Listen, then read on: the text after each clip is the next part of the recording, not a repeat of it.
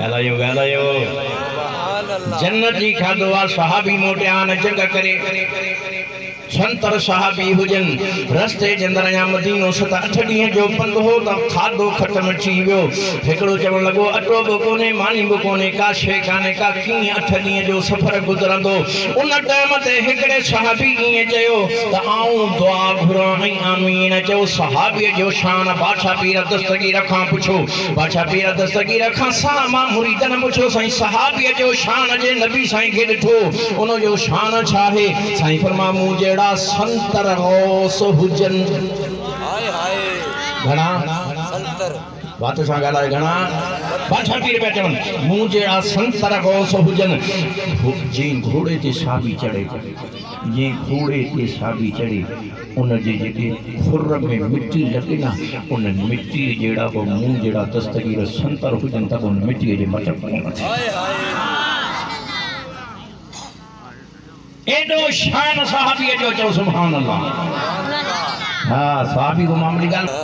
मुंहिंजो मथो वियो मिस्र में थिया शादियूं कयूं बच्चा छा पुटनि मुंहिंजा हीअ ज़ाल जो नालो ही मुंहिंजे सहुरे नालो ही मिट माइट हे दोस्त यार उते सभिनी नाला जेॾीमहिल हुन चरियो थियो आहे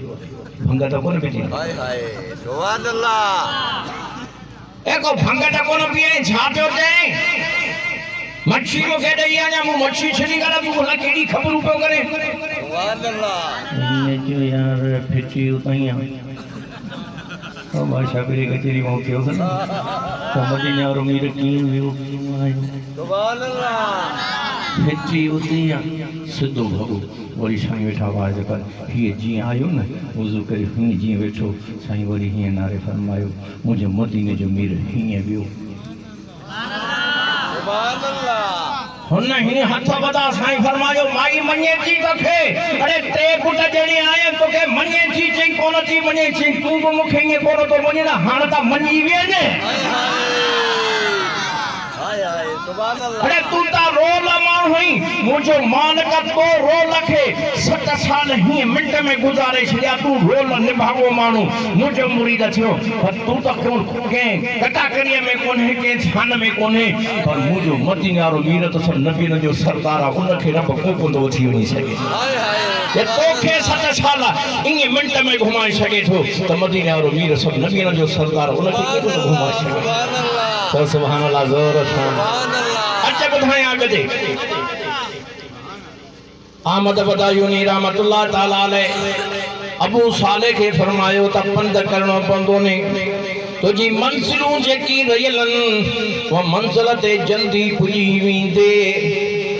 चई साईं किथे चई बगदाद वञणो पवंदो ने जे साईं महीनो ॾेढ पंध करणो पवंदो वॾो पंध आहे जीअं बा कम करण लाइ पंध करणा पवंदा आहिनि नबी अलैहिस्सलाम जो सहाबी 80 साल उम्र नबी साईं दरबार में आयो ऐं साम्हूं भी करे रोअण लॻो ॿुध जा त लॻा हथ ॿधी अर्ज़ करे या रसूल अल्लाह उम्र वॾी थी वई आहे सुभान अल्लाह नेकी का बि कोन करे सघे अल्लाह अल्लाह मुंहिंजा दिल भरिया भला ॿुधा सुभान अल्लाह त अल्लाह मूंखे माफ़ कंदो अलाह कोन